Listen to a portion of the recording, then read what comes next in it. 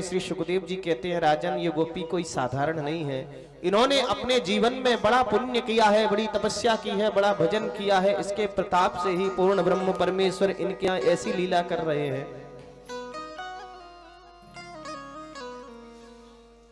मैया थोड़ी नाराज होने लगी, कन्हैया को डांटने लगी। तो गोपियों ने कहा, हमारे सामने मत डांटो, जब हम चली जाएं तो पीछे समझा देना। श्री सुखदेव जी कहते हैं, राजन वस्तुतः श्याम सुंदर को डांटने का इनका मंतव्य नहीं है।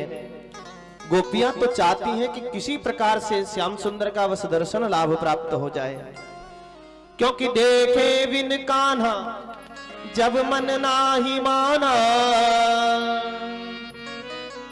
देखे बिन कान्हा जब मन नाही माना, इन आंखों से आज हमने ब्रह्म पहचाना है। कृष्ण चरण कमलों में मन को लगाना, इन गोपियों का ताना ये उल्हाना तो बहाना है। ये उल्हाना तो बहाना मात्र है, वस्तुतः सच्चाई तो दर्शन करने के लिए इनका आना है। धीरे धीरे श्याम सुंदर बड़े हुए। एकदा क्रीडमानस्ते रामाद्य गोपदारकाः, कृष्णो मृदं भक्षितवान् इति मात्रे निवेदयन्। आज श्री श्याम सुंदर ने खेलते खेलते एक मिट्टी का डेला लिया और अपने मुखार विंद में रख लिया है। जैसे ही मिट्टी श्याम सुंदर ने खाई, ग्वाल वालों ने हाथ पकड़ा और मैया यशोदा के पास ले गए और कहने लगे, तेरे लाला ने ब्रज रज खाई, यशोदा सुन माई।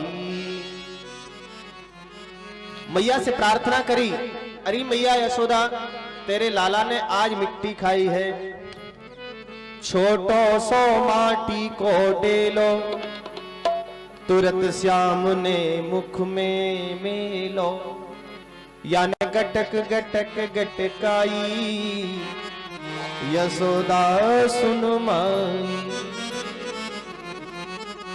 मैया तुरंत नाराज हो गई और कहने लगी, कस्मान मृद मदान तात्मन भवान भक्षितवान रह, वदन्ति तावका हेते कुमारास्ते ग्रजोप्ययम्। हे अदांतात्मा, हे चटोरा, तेने मिट्टी खाई, तेरे लिए क्या खाने की कमी रह गई? श्याम सुंदर कहते हैं, अरे मैया ये सब झूठ बोल रहे हैं, मैंने मिट्टी नहीं खाई है। तेरे ग्वाल वाल ये सखा बोली, ये तो सब पिटवाए वो चाहे मैया, तो को मालूम ना है, तेरे हाथ से पिटवाए ये, इनको ये मन है। तो बोले, अग्रजोप्ययम, तुम्हारे बड़े भैया बलराम भी तो बता रहे हैं। दाऊ दादा कह रहे हो, ये वही दाऊ दादा हैं जो दाऊ जी विराजमान है मुरैना में। श्याम सुंदर पहुंच गए, दादा तेने हमारी शिकायत करी? बोले हाँ तेने खाई है, इसलिए मैंने कह दी भैया से। बोले तो ठीक है, हम भी कह देते हैं। बोले तुम कहा कहोगे? बोले हम ये कह देंगे, हमारा दाऊ दादा तो मथुरा के ब्राह्मणन के पास जावे और वो चौबीन के यहाँ भांग घुटे सो इतनो सो गोला खावे रोज भांग को, सो हमारी पिटाई तो बाद में होगी, तेरी पूजा पहले है जाएगी। सो बलराम जी आगे आ गए, बोले देख मेरे सामने तो खाई ना है, बाद में खाई होगी तो मुझको मालूम ना है। बोलो राधे राधे राधे। बलराम जी तो एक तरफ हुए, बोले ये ग्वाल वाल तो कह रहे हैं मधुमंगल कह, बोले को बामन को छोड़ा हूँ, चोटी की सौगंध खाए के कहूँ, यानी खाई है मेरे सामने। भगवान कह रहे, ना हम भक्षितवानम्ब सर्वे मिथ्या विशंसिनः, यदि सत्य गिरस्तरहि समक्षम पश्य मे मुखम।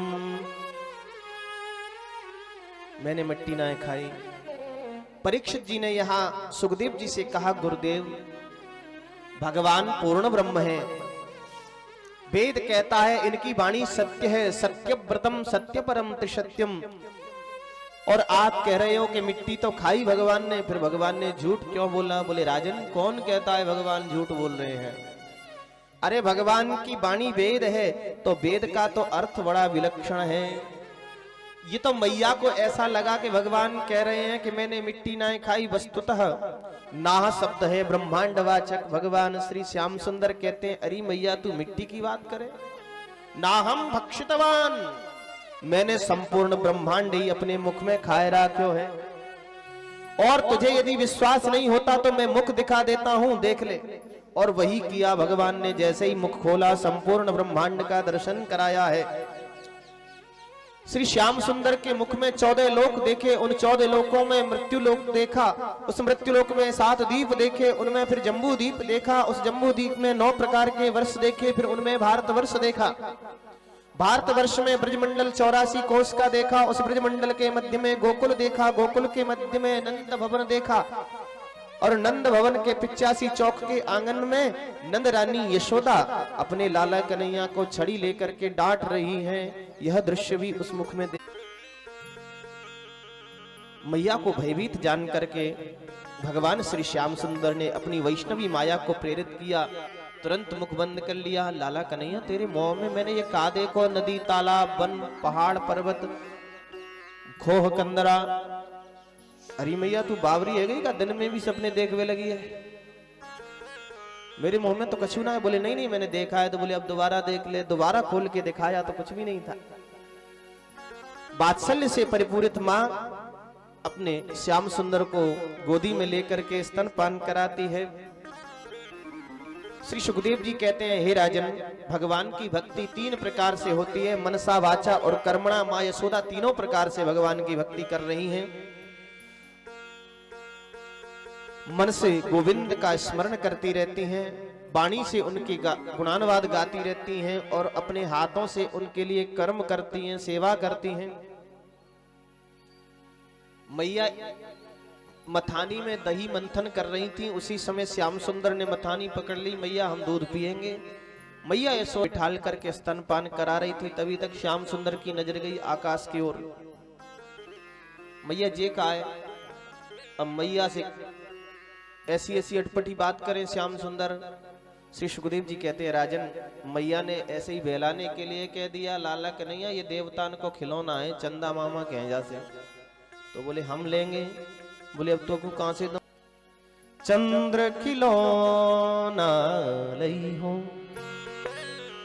री मैया मोरी, चंद्र खिलौना लई हो। मैया बोली चंदा मैं कहां से दूं?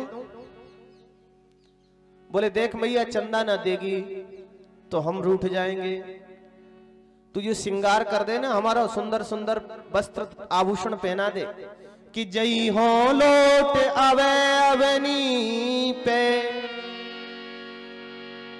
मैं तेरे हाथ नहीं हूं। हम धूल में लौट जाएंगे, सब श्रृंगार खराब कर देंगे। मैया बोली श्रृंगार खराब कर देगो तू ही खराब लगेगो, मेरो का जाएगो। तो बोले मैया चंदा ही दे दे। बोले चंदा मेरे पास ना है। भगवान श्याम सुंदर ने सोचा पहली धमकी फेल हो गई तो दूसरी धमकी दी कि सुरभि को पय पान न करी हो,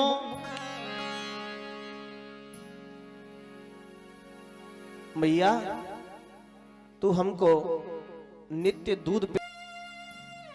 मैया कहने लगी दूध ना पिएगो तो बेड से ही 1.5 पसली को और दुबलो पतलो है जाएगो। तीसरी धमकी दी बड़े जोरदार की कि भाई हो पूत नंद बाबा को मैं तेरो सुत ना कहीं हो।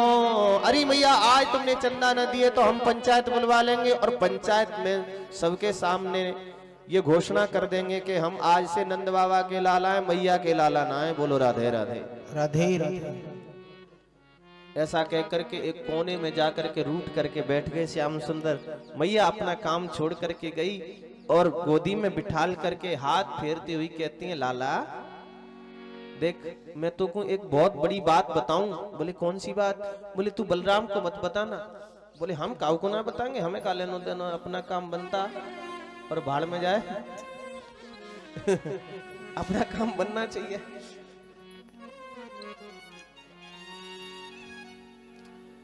बोल तो सही। तो ढिंग बैठाई कहत नंदरानी तू बल दे बही नाही सुनई हो। किसी को बताना नहीं। बोले हम नहीं बताएंगे।